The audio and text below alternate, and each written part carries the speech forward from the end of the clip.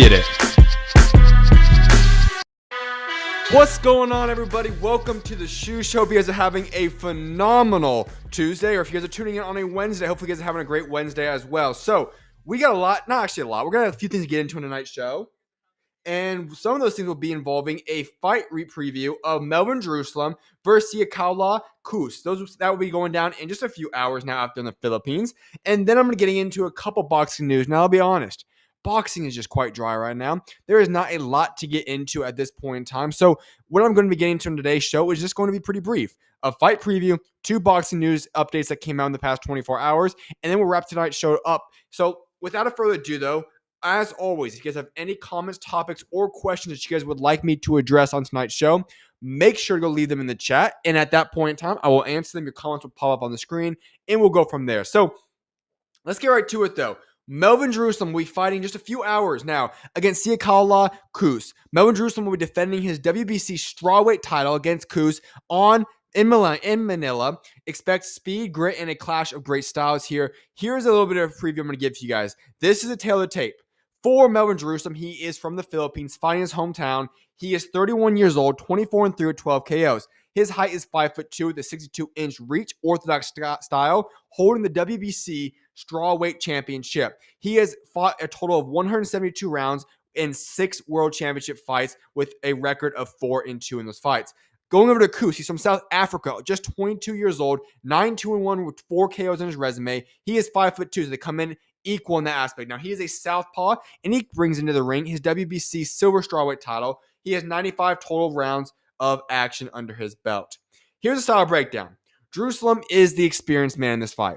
He has been under this a lot more than Kuse has been under there. He's a high motor, sharp counters, coming off of a dominant win against Siyakholwa. He has proven himself in tough environments. For Kuse, he's younger. He has got a lot more slick southpaw style, solid fundamentals. He's off of a great win against Salva, enters his first world title bout with momentum.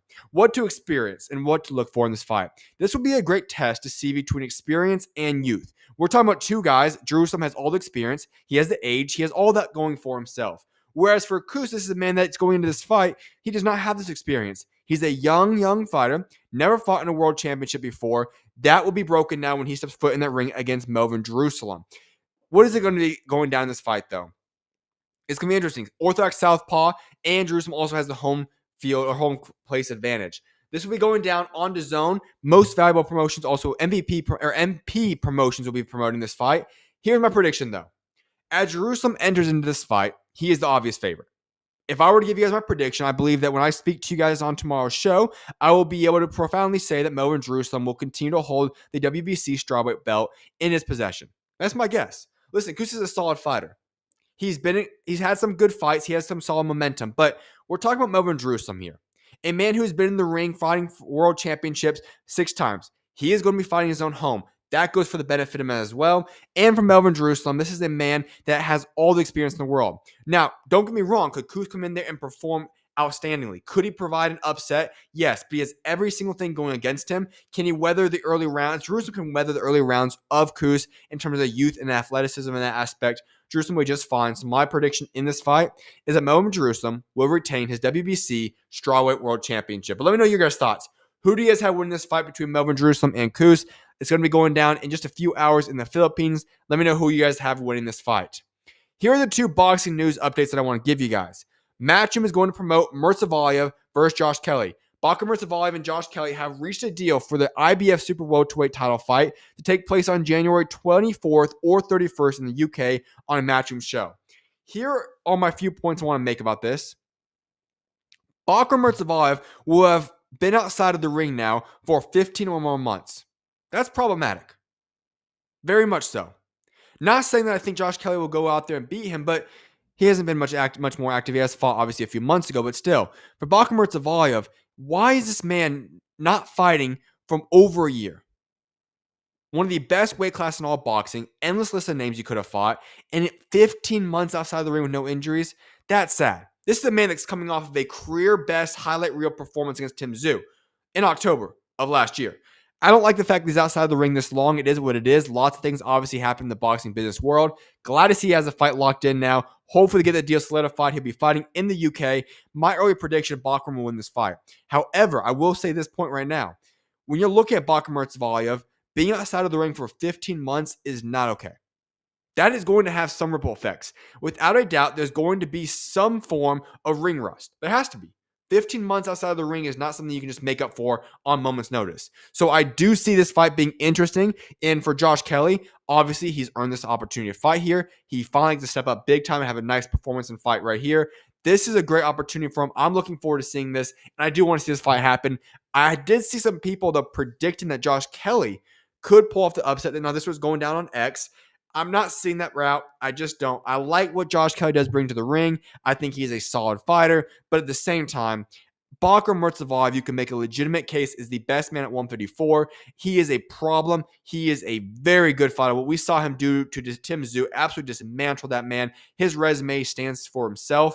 And Josh Kelly is, he has a lot of holes in his game, to say the least. This is a man that we look at Josh Kelly. He has solid skills. He has ability. But let's just be quite frankly honest. Josh Kelly has holes in his boxing ability, and it's going to be interesting to see what happens. Now, as I said, though, I think him not being outside of the ring for 15 or more months could provide a boost to Josh Kelly in the ring. But yes, my way too early prediction is that Bakhram Murtazaliev will win this fight. The second notice thing I want to talk about in this announcement is that Matchroom will be promoting this fight. Very interesting right there.